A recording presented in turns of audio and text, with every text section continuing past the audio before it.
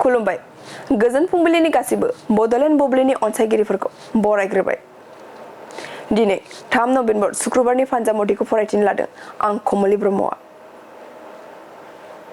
फानजामुथिनि गिबियाव दं मेष राशि। फंबायनि जिउआव गोजोन सुखु फैगोन, जोबोरैनो मोजां सान जागोन। वृष राशि। दिनै नोंथाङा माबाफोर मुवा बेसाद बायोब्ला खहा जानो हागौ, जोबोरैनो गाज्रि सान जागोन।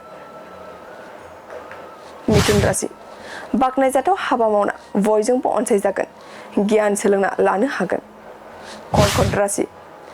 गोरोन्थि हाबा मावनानै गेदेर साजा मोननो हागौ, गोसोखौ दुखु मोनगोन। सिंह राशि।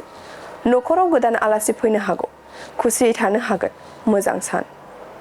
कन्या राशि। साख्रिफोर मावना दंब्ला साख्रियाव देरनायनि आसा दं, मोजां सान जागोन। तुला राशि। सोरजोंबा जोबोरैनो थगायजानांनो हागौ, सांग्रां जाना थानाया मोजां जागोन। वृश्चिक राशि।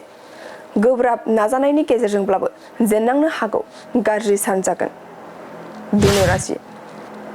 नाजायोब्ला माबा मोनसे मोजां बिबान मोननो हागौ, सुखुयै थानो हागोन। मकर राशि। मावनो लानाय खामानिफोरा आद्रा जाना थानो हागौ, उसुखुथु मोनबाय थानो हागौ।